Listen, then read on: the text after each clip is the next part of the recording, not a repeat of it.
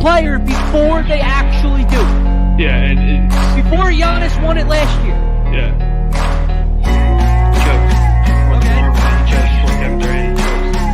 Same thing. It's the same for every player. Only player.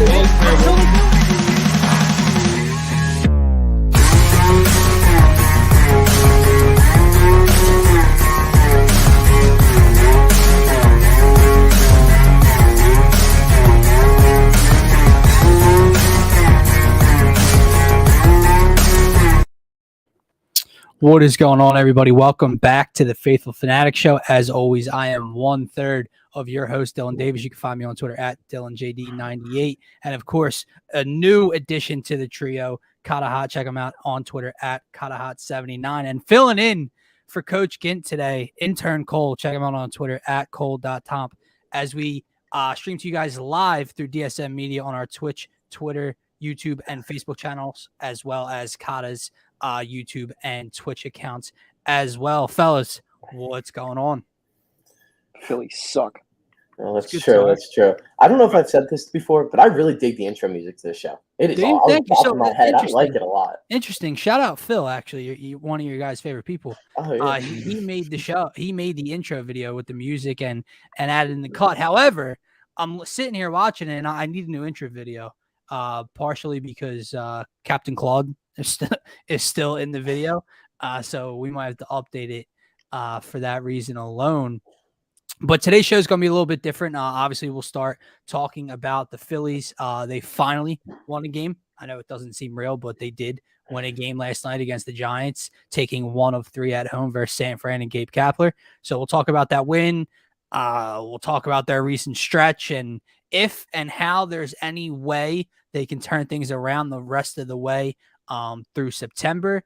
And then we're going to have a little bit of fun towards the middle and the end of the show. We're going to do something different. We're going to have to find some fun topics to do throughout the summer. Mount Rushmore's top 10 list, stuff like that. So we're going to start off today with a smaller list, and that's to do with our Philadelphia sports teams. We are going to rank. I'm going to do the big 4. I know Kata is going to throw in the Union. I'm not going to lie. I'm not going to front like I watch soccer or watch the Union. I can't include them because I don't know enough about them. But we're going to do the big 4 Philadelphia sports teams and rank them 1 through 4 in the direction they're going, meaning how much faith do we think that these teams will have success coming in the upcoming year or right now, obviously with the Flyers being the Flyers this season, obviously with the recent struggle the Phillies are having, obviously with the way the Sixers season ended, and then the Eagles upcoming season. We'll see how we feel about these 4 teams because I think a lot has changed over the last couple of months. But Kyle, I'll throw this to you first. How is Joe Girardi still a Philadelphia Philly? He must have pissed in somebody's Wheaties to be able to stay like he is. This is ridiculous. Like the guy is he's inept. He don't know what the fuck he's doing out there every single night. Every single night, he doesn't know what he's doing. He leaves a pitcher in too long. Then, let's put in Roman Quinn for Castellanos, who just gave you the fucking lead. It's every night some boneheaded decision. Every single night. Mickey Moniak up with the bases loaded. Yeah, I know he's struggling. You got to see if the kid can play. He's got to be able to. Real quick, I'll cut you off on your rant because I love it, but it's not even just about him pulling Moniak. It's who he put in for Moniak. Oh, I don't even want to talk about that. Like, dude. It's not like Bryce had a day off and you're like, all right, Bryce, we need you in a big moment, or Nick had a day off or short, whatever. You put in Odubel Herrera in that spot. Who grounds into a double play. Yeah. Cole, what's your thoughts on the latest Philly situation? How is Joe Girardi still the manager? I don't know how Joe Girardi is still the manager, but for the bullpen's tough for me because the bullpen's just terrible. No matter you put them in for an inning, 2 innings, 3 innings, they suck. The only one who can somewhat pull their weight consistently seems like it's Sir Anthony. The rest of them are horrible. So as much as I don't like Joe Girardi and I do think he should be fired, I'm going to give him a little slack on the bullpen because of the fact that no matter who he puts in there, they're horrible. So if all you have is garbage, you're just going to get garbage results. let me get a jab at him first, Kata, and then I'll throw it to you. Wow. I'm not totally against you. I trust me, I feel you. When you throw Corey Knebel out there 2 games in a row in the 9th inning, and in the first game he gives up a piss missile to Jake Plummer for his first ever career home run in the MLB to tie the game. And then the following night against the Giants, he gives up the lead in the 9th inning as well. When things like that happen, it's tough, to blame Joe. Like, oh, well, the bullpen let one slip away there, right? But ultimately, Sir Anthony's been fine. Brad Hand's actually been pretty good this year. Knebel, even after the 2 blown saves, has like a 3-something ERA. My issue with the bullpen is, do they have a ton of arms in there? No, not really. However, it's the total mismanagement. Like, none of it makes sense. Nobody has a role. That's problem number 1. Problem number 2, I see Nick Nelson throwing the 8th and the 9th against Atlanta. We all know how that ended. He has Nick Nelson try to close the game against Atlanta in a big-time situation. And then I see Nick Nelson in the game with a lead in the 5th inning the other night. But what's the call? Is he a middle reliever, or is he a long reliever, or is he a closer or setup guy, Joe? It doesn't make sense. I've seen Brad Hand out there in the 5th. I've seen him out there in the 8th. I've seen Alvarado out there in the 6th. I've seen him out there in the 9th. It doesn't make sense. These guys should have if you look around the MLB, this doesn't happen elsewhere. These guys need definitive roles. And the other thing I can't stand, this 3-day bullshit that he has. It makes 0 effing sense to me. Sir Anthony Dominguez, the night that he threw who was it? Knebel blew the lead against the Mets, and then Andrew Bellotti came in the game in extra innings. Should never happen. Sir Anthony couldn't throw. Why? Oh, because of his 3-day rule. He threw 1 pitch on Saturday, and he included that in the 3 days, and he keeps talking about how he wants to get guys healthy and keep guys healthy for September. September doesn't matter when you're costing games and blowing games now, Joe. It makes 0 sense. Kata, take a piece of coal. So here's my thing with the bullpen, right? They revamp it every single year. This has been 3 years in a row that they've revamped this bullpen. How much of this is actually the bullpen, and how much is this Joe Girardi? Because, you got to throw your horses every night. Yeah. If Sir Anthony is the guy, he's got to pitch every night.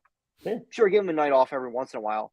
But the whole unavailable thing every other day is just it doesn't work. Brad Lidge didn't do that.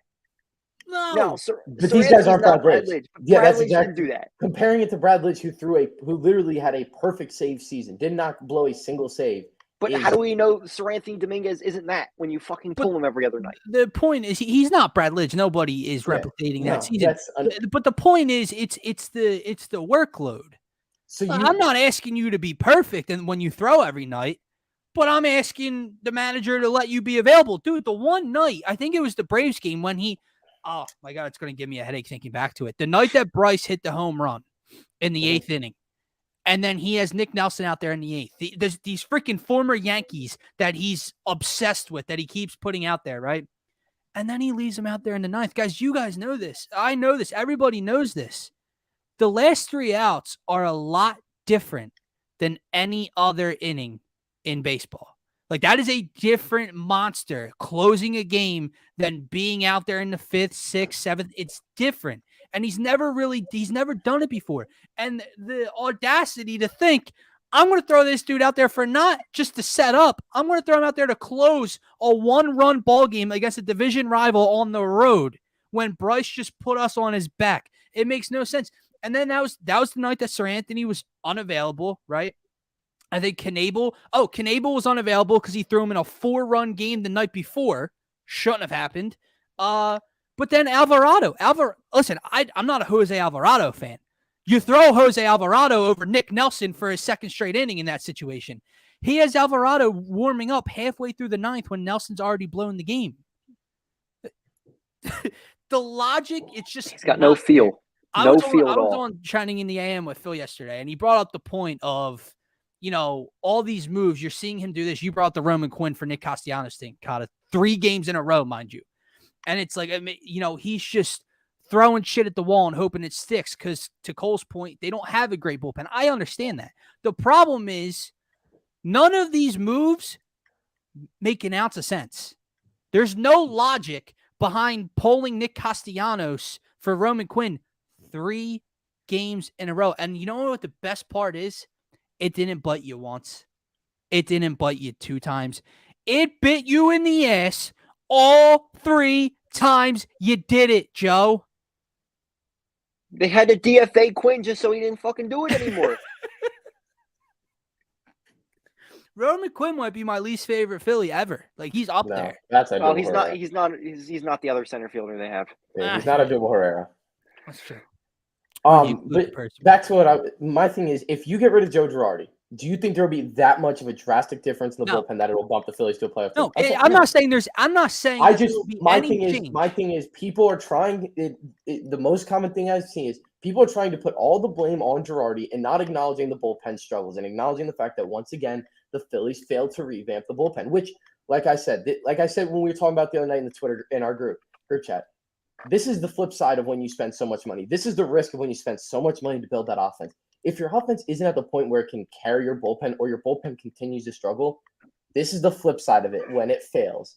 And I'm not mad that with the way the Phillies went about the offseason. I don't regret signing Schwarber or Castellanos because at the end of the day, that was what was there, and that was what the Phillies and Middleton thought was the best bet to make the Phillies a championship level team.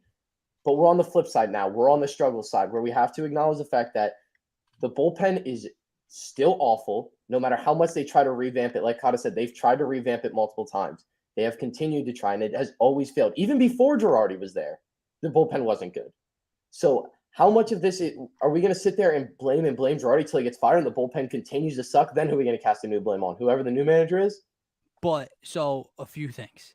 It might not change a goddamn thing, record-wise, production-wise, but it at least shows accountability because that's the first person to go in every sport, in every league. That's fair. Is the coach, right? And like I'm saying, I don't want a horrible job. I don't want people to think I'm like pro Joe Girardi. No, I get you. Girardi. But I just want to make sure we're putting the blame everywhere. Yeah. He is not the only issue, but I think he causes a lot of the issues, and it's not just his mismanagement of everything, because he mismanages the lineup, he mismanages the bullpen, he pulls guys too early. What the hell was what the hell was the need of that bullpen game last Friday? All 5 starters are healthy. You had to give your guys an extra day. That didn't work out, did it? Bailey Falter got sent down the next day, I believe. So there's problems all across the board with him. It's also the fact that he's completely and utterly lifeless. There's no energy out of that man, and that's why I think you see this lifeless performance out of the ball club, because it starts there. It starts with leadership. And the only other thing I'll say about the bullpen and Girardi, Cole, is I just wonder if another manager was here and properly managed the bullpen, would they be good? No, but I don't need good. I need average, a little below average. If these guys had a role, if Sir Anthony Dominguez and Brad Hand and Corey Knebel were throwing more than 3 straight days, would they be more productive? I'm not saying they would, but it's certainly a possibility when Nick Nelson and Norwood and Bellotti aren't thrown out there every other night. I think other than Brad Hand and Sir Anthony, I don't think anybody in the bullpen would have a massive improvement because Joe Girardi's leaving. Maybe Sir Anthony and Brad Hand. Those are the only 2 I could see it. But like I said, if you take Joe Girardi away, I don't think this changes I don't think taking Joe Girardi away at this point in the season will drastically change. And I could be wrong, and I will admit it. If they would take Joe Girardi away, will drastically affect the way this bullpen plays. And the bullpen is the biggest issue right now. I'm not sure that it's going to completely change the season, but you have to do something. And right now, unfortunately, Girardi's going to have to be the fall guy because they're not going to get rid of anybody else. There's nothing else. Maybe Rhys Hoskins. But I don't think getting rid of Rhys Hoskins is going to completely flip the team around either. There's a leadership problem with this team, and I think that stems from Joe Girardi. And Sure, maybe they're not going to make the playoffs if they fire Joe Girardi, but you need to do something, and you need to start that next era of Phillies baseball because what's happening right now isn't working, and it won't work. I think the most frustrating thing is we sit here and we're like, it's Girardi, it's going to be Girardi, and it's got to be Girardi. Fellas, I don't think he's going anywhere. No, I don't think. I think he's going to ride No. the season out. I don't see them firing him mid-season. I just don't see it. I think he's going to ride the season out. I talked about this so much yesterday morning, and it's kind of nauseating to keep discussing. But they've had so many nights and games this season where they've done the polar opposite of what it would take to turn the season around. Like, there's been so many. Just go to the past week. Go to the Atlanta series. Bryce hits that home run in the 8th inning. You could point to that moment and say, like, in the moment, that could turn the season around. Like, you win this game, come from behind, Bryce gets you going. They blew the game. Castellanos hits a 3-run bomb against the Mets in the 8th inning. That could turn the season around. They blow that game. Reversely, they're leading in games late in the games. Blown save, blown save, blown save. They have no idea how to win a ball game at this point. Yeah. It's what it feels like.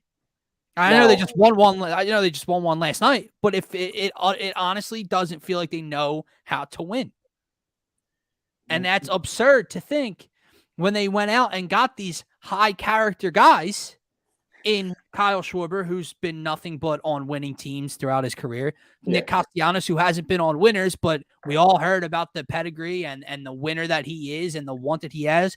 We see the fire in Bryce Harper, and it's like everyone else is lifeless. Listen, especially when people. Another thing is, I'm a Kyle Schwarber fan. I defend Kyle Schwarber as much as I can. And one thing I will say is, all I hear is about how the Phillies culture is horrible and how they don't have a winning culture. And all Kyle Schwarber has done in his career is win. He is a winner. That's all he's ever done. He's been a part of winning. So if we want to switch the culture around, there's a guy who's a winner. Right. Yeah. So, and also let's not say I know we literally started June. There's still 100+ games left in this season. We've seen it before. The Nationals did it. The Rays did it. The Indians or the Guardians, whatever the hell they're called now.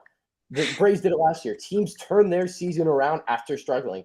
I forget who the Braves manager is. He was on the hot seat last year around this time. Same with the Nationals.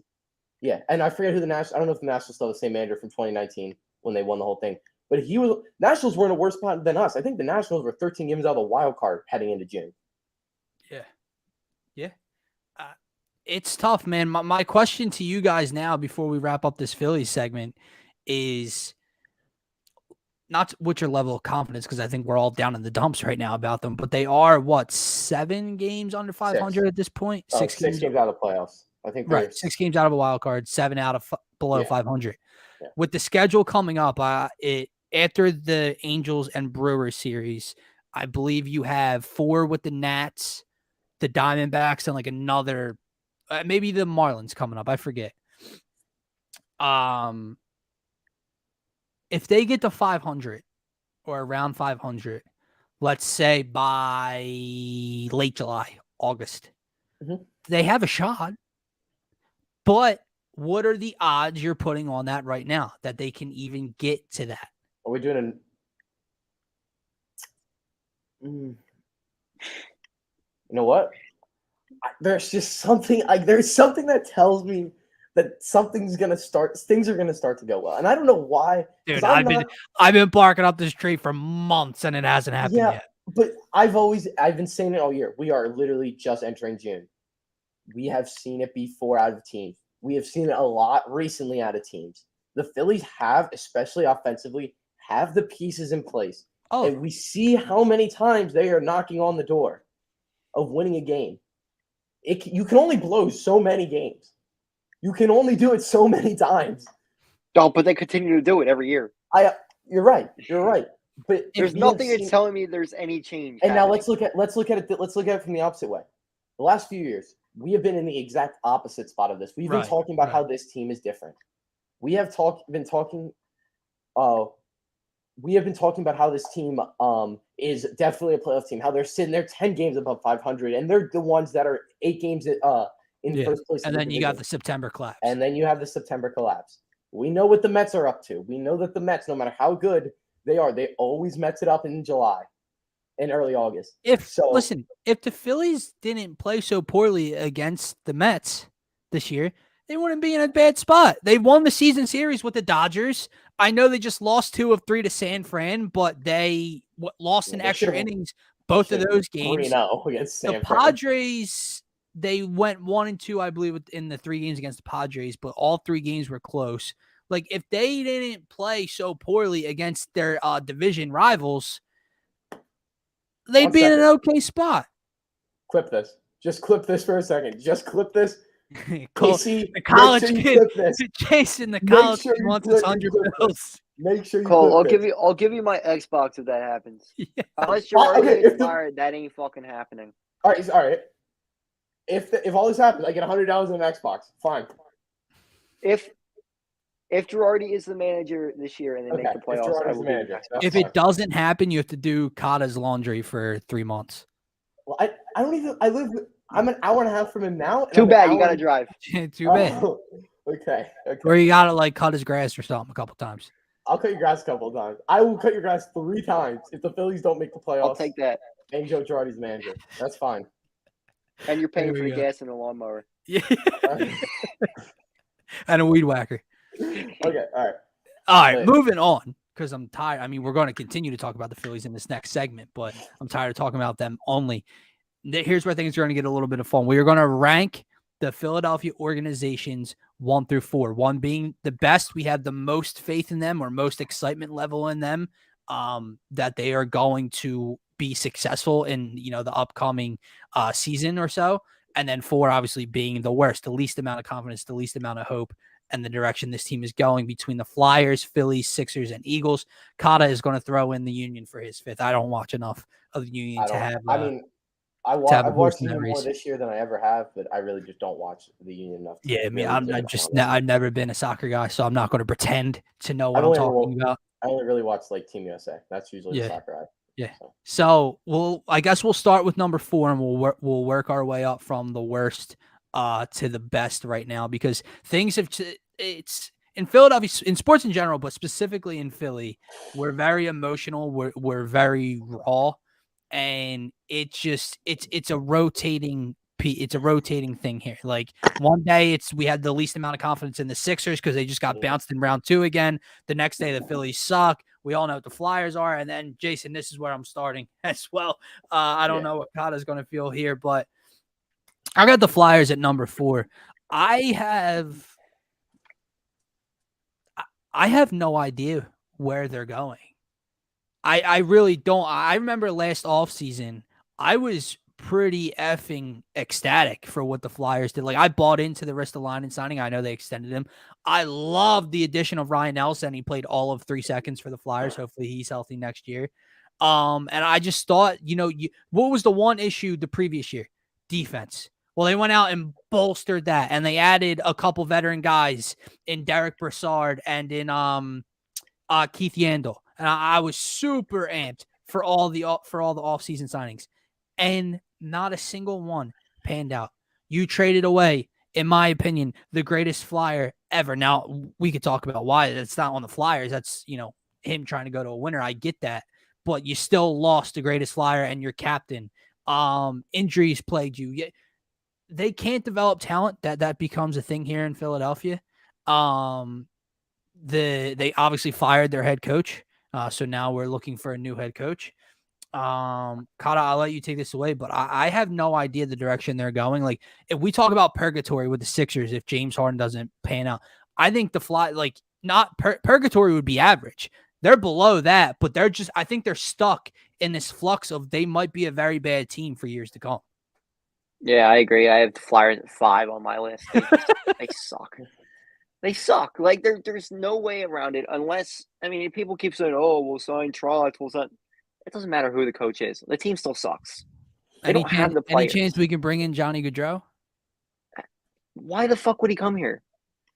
Like, honestly, like, why would he come here? Loves the city. I don't know. I'm sure I'm grasping for straws here, dude.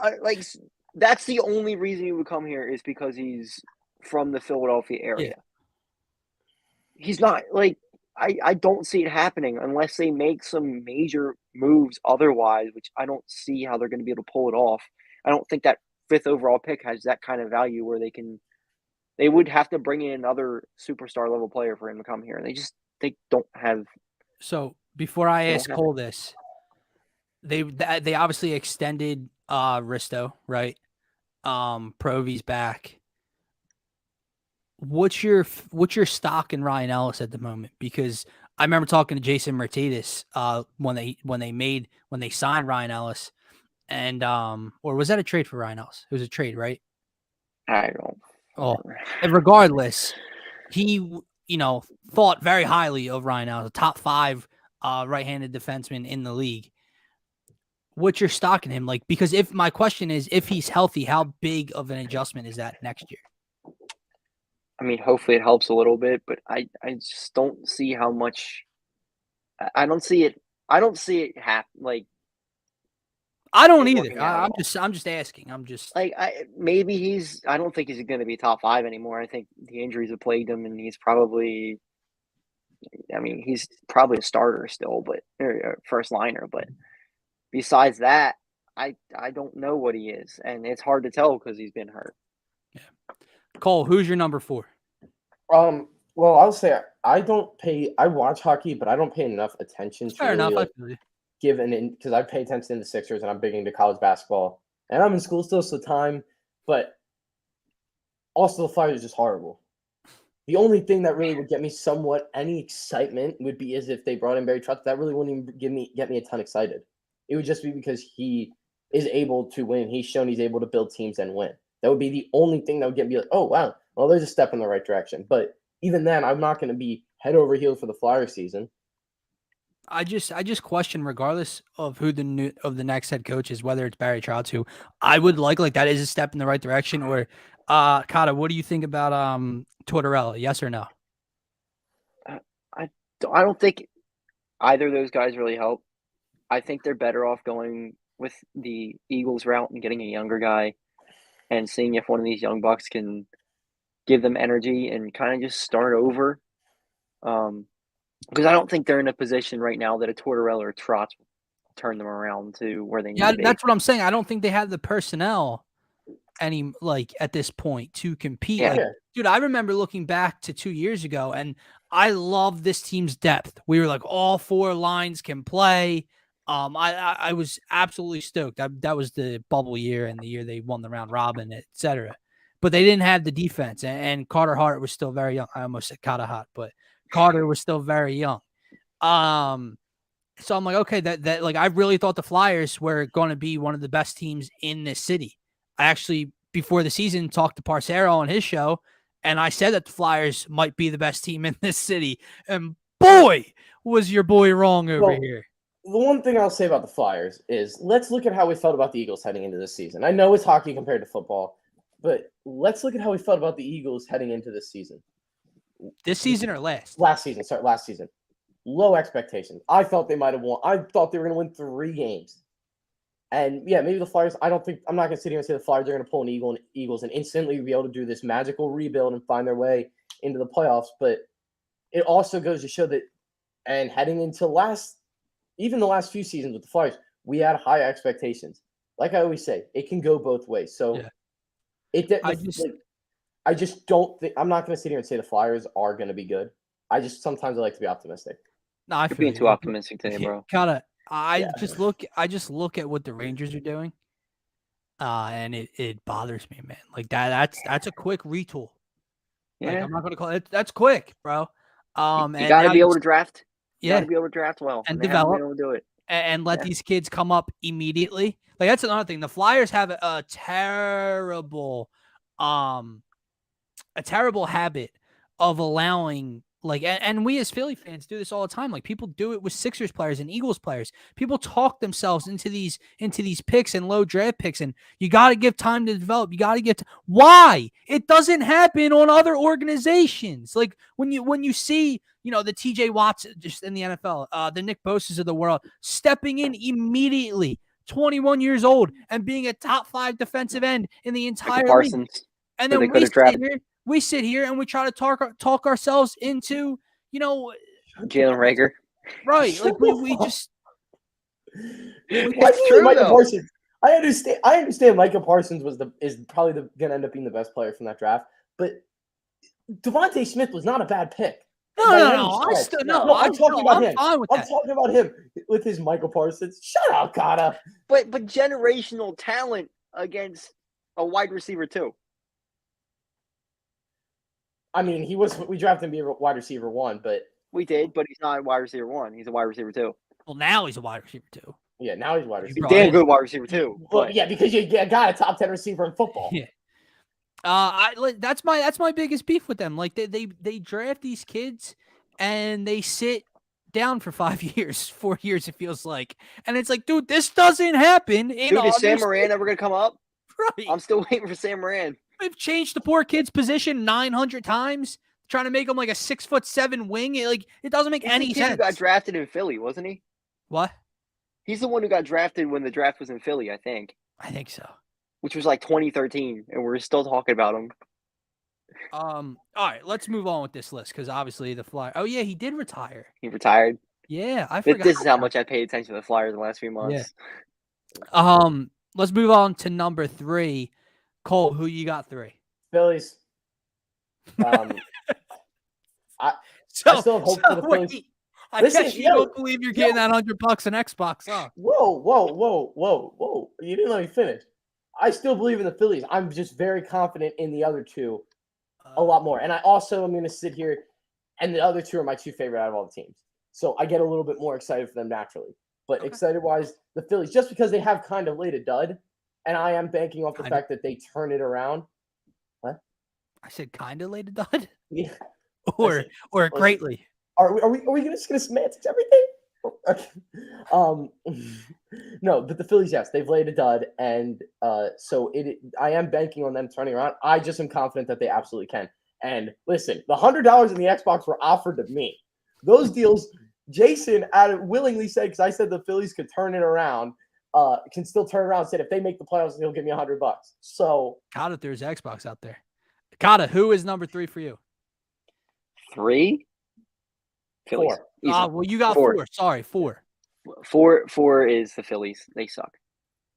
and honestly, like I know Cole thinks playoff team, but like I still think they're a little bit away. They can't develop anything. Like right now, Bryson Stott should be legit, and he just looks lost out there. I don't know what they're saying to the kid. It looks completely different from what I saw last year and the year before from Bryson Stott. I know it's the majors, but it's not that much different. Like he should still be batting like 200 at least. Here's an example on a Philly turning it around. Last year around this time, people were calling for Bryce Harper's head for some reason. He turned it around. Oh, that's only the one guy. That's only the one guy in the comments who did that. That's only the one guy in the comments who did that. He wasn't the only one I heard. I did see some other people, but that was before I really got on Twitter. So, dude, but I still think we need to trade him. What? Who's knocking on your door? I think that was the dog. Probably dropped his toy. The dog just got let out, so they're going nuts. I'm going with Phillies as well at number 3. It's not even just for right now. It's like if it doesn't work this year, what is the direction going forward? You're going to have to fire the GM for my money, right? So now you have to find a new GM and new leadership. And like I said, if the talent didn't work this year, what's going to happen the next couple of years? Are you moving on from Rhys Hoskins? What are you doing at shortstop? Is Bryson Stott the long-term answer? What are you doing in center field long-term? The bullpen, like, is that the answer, right? If this year doesn't work, we're just going all in on the bullpen. Now we got the bullpen and the offense. How many new starters do you need? I don't know. I do not like the direction this team is going. 2-3 months ago, I was head over heels for this effing team. Head over. I FaceTimed you guys blacked out of my mind.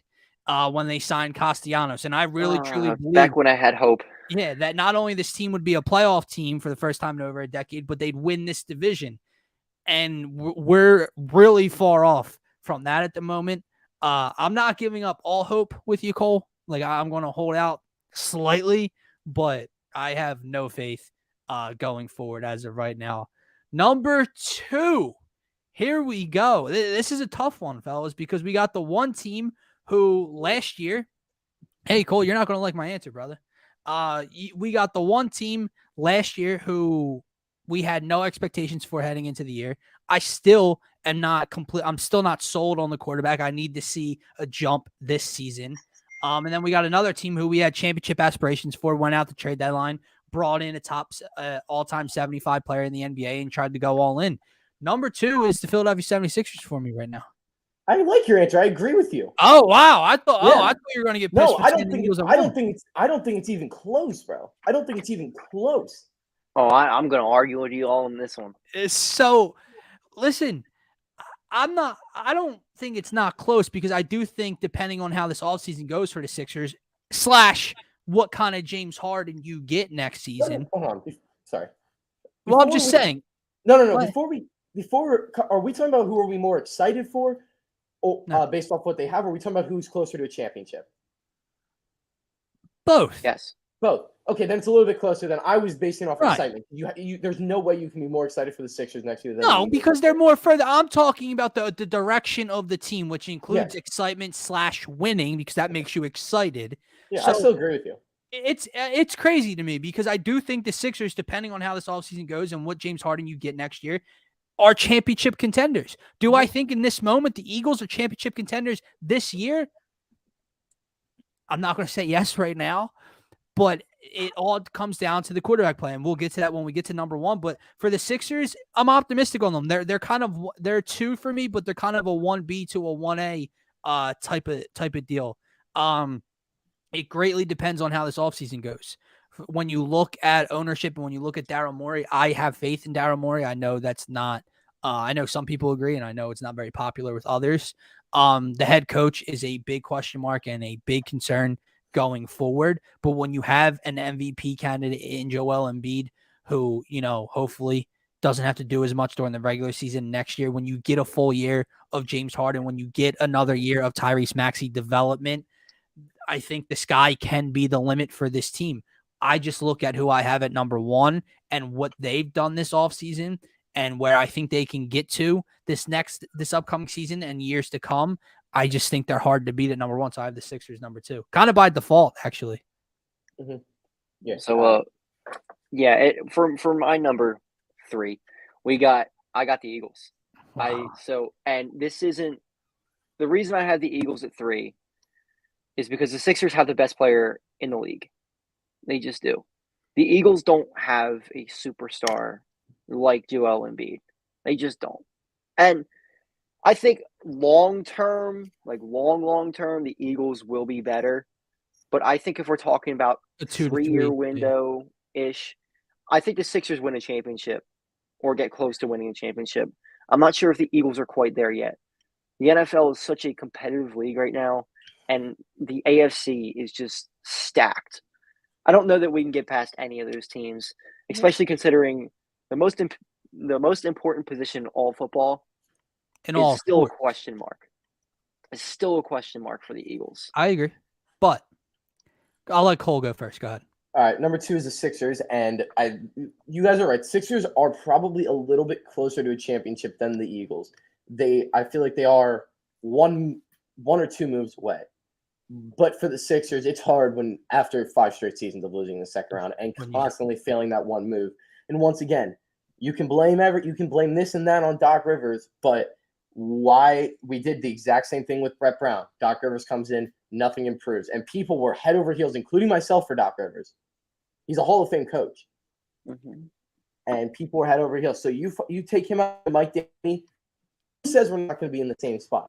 I don't know if it's necessarily a coach as much it is they need a bench. And I've been saying they need a bench. Morey doesn't deserve the bench. Morey, I get why. Okay, maybe with the bench, but at the same time, Morey made the right decision with the James Harden trade. There was no question about it. There was no better trade on the table. You got a guy who 2 years ago was a top 5 player on the entire planet and averaged 36 points a game. That's not him anymore. You talking about a guy who you had to get rid of a guy like Ben Simmons, who literally was taking up $30 million to sit on his ass and play Call of Duty. You had to do something. People were getting irritated with how long Ben Simmons was there for. So yeah, and you know what? We probably would have kept Seth Curry if Matisse Thybulle got the freaking poke. We wouldn't have. We would have still had him. And yeah, he needs it. The bench does need to be fixed, but. What were they going to trade for the bench though? Like that's not something that Tobias Harris. You can trade Tobias Harris for some bench. But nobody was doing it. Nobody was doing a move. I disagree. I don't think that's happening. Victor Oladipo is a free agent. He is the perfect thing that the Sixers need. He's a 3-level scorer who plays defense. What? He ain't coming here. Why not try? You have to try to get guys.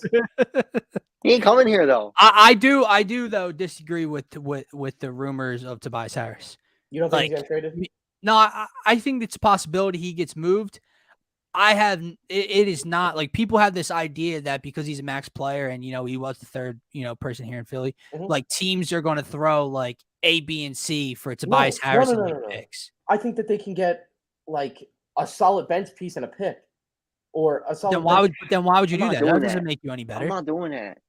Because it gets you money, first of all. It frees up cap space. And then you get that bench step that you need. You need a guy to come up. If it's a preliminary move to go out and sign somebody because then the money would have to work too. You can't just trade Tobias Harris's contract for a, close to a mid-level exception. Also, you need a guy who can be a part of that second unit, who can run this. The issue is there's nobody there. There's no scorer in the second unit. Oh, I'm with you. I get you.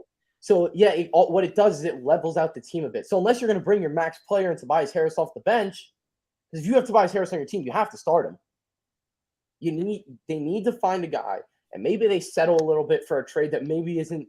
They might need to have to settle for a trade, but you need to find a way to get a scorer on the bench, and that's why I love Victor Oladipo, and I think he would be perfect for the Sixers. That is my number one target: is find a way to get Victor Oladipo. Matisse Thybulle can kick rocks as well. Sorry, Mark. Yeah, fuck him. Sorry. Yeah, no, Matisse Thybulle is garbage. So Kata, before me and Cole get to number one, because it's clear who ours is, you have 2 spots available. So yes. Where are you going? So I got 2 as being the Sixers. I think they're very close to a championship, but I might as well get the Union take out of the way. The Union are one of the best teams in the league already right now. I think they're still in first place, and they got the best goalie in the league, which is a big, big thing in soccer. And they got very close last year. If it wasn't for COVID, they probably would have had a championship last year. They're the same team this year, a little bit better, actually. So I think they probably win a championship this year, and that's the team that I'm most optimistic about. And anything's possible when you have a great goaltender, and they have him. They may win multiple.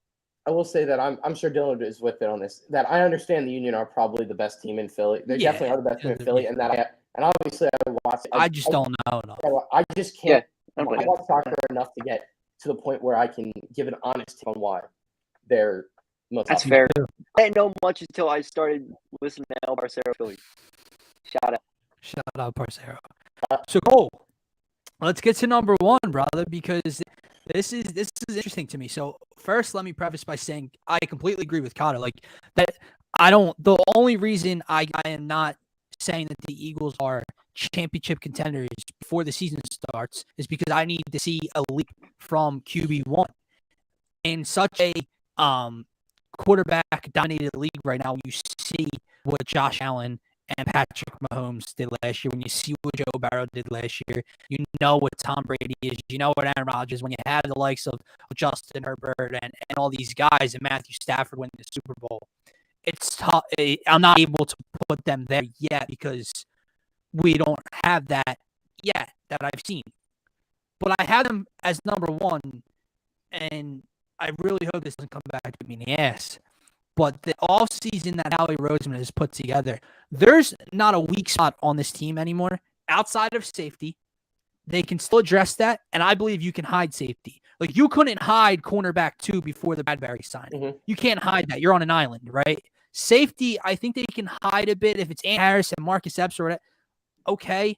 Hopefully Howie still has a little bit more magic left in that wand, Jesse and he can Bates. go out and get a Jesse Bates type of player.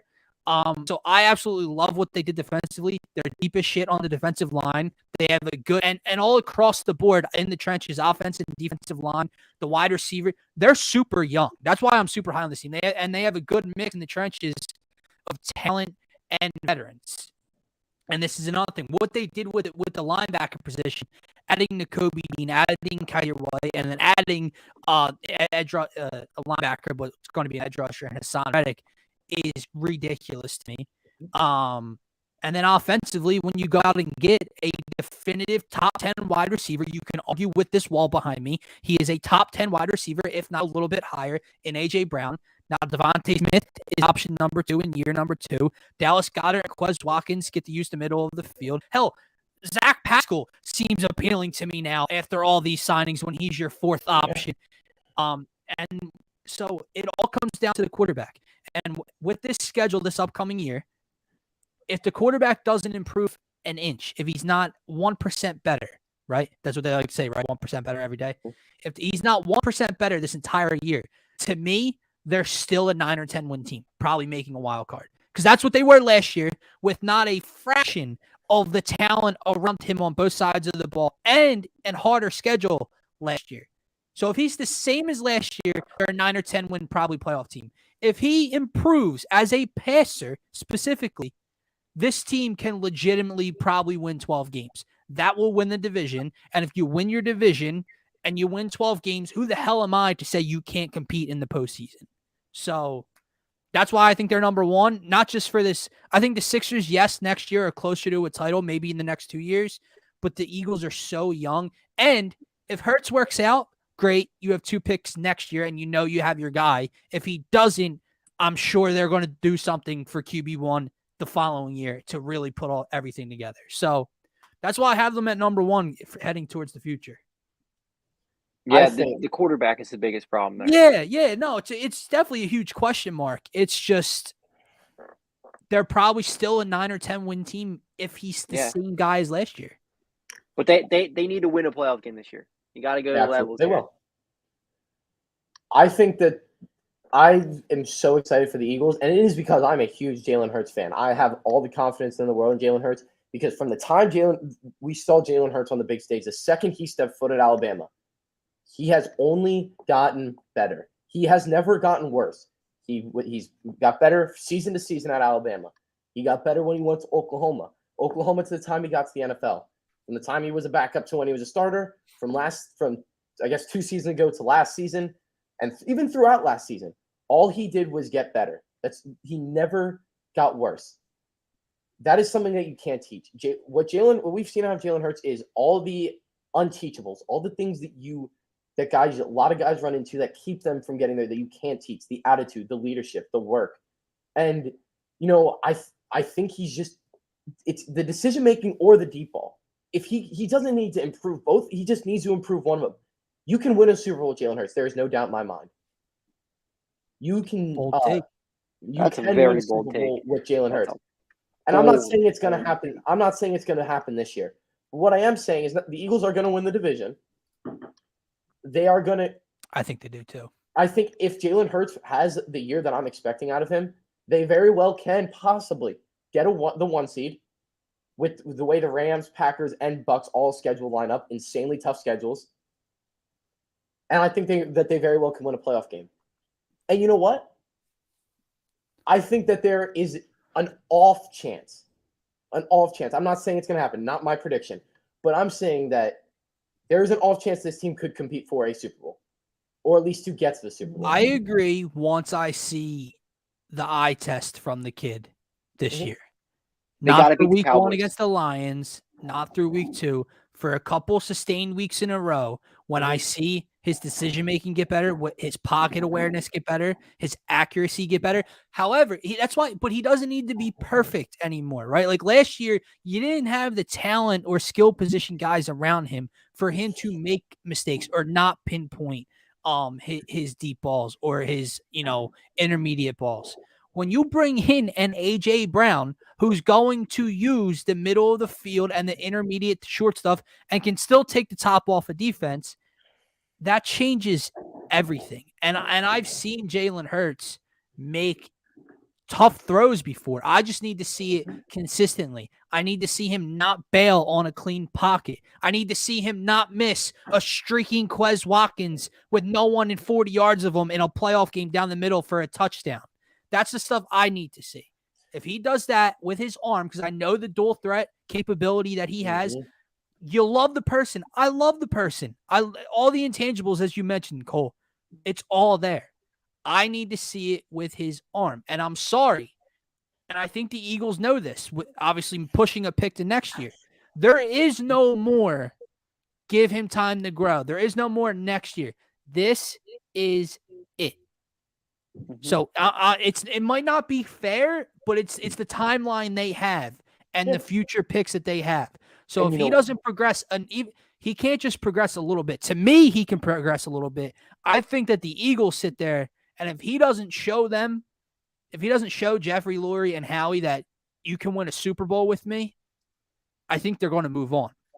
Fair, that's how it is. Here's one thing with Jalen Hurts. This is the difference between him and Carson Wentz and him and guys like Ben Simmons. If that would have happened to Ben Simmons, it happened to Carson Wentz. If that happened to Ben Simmons, like, they would be crying. Mentally, they would be out of it. We saw it with Carson Wentz. They drafted Jalen Hurts, he's mentally out of it. Jalen Hurts, it's the mentality thing that it's going to motivate him, and I feel like, and it's going to help him play better this season. For sure, I hope so. To not only the playoffs, a playoff win, even 2, and you know what? Damned if I say it, even 3. I just need football season. Yeah, for real. Go Penn State too. We are. Like that's all I need. But fellas, that is going to wrap up this edition of the Phaithful Fanatic Show. Intern Cole, thanks for hopping on, brother. You're welcome to join anytime, Kata, and myself again. We'll be back next week. Check us out on Twitter at DSM_media. The link tree is in our bio to take you to every social media platform we are available on. Have a great night, everybody.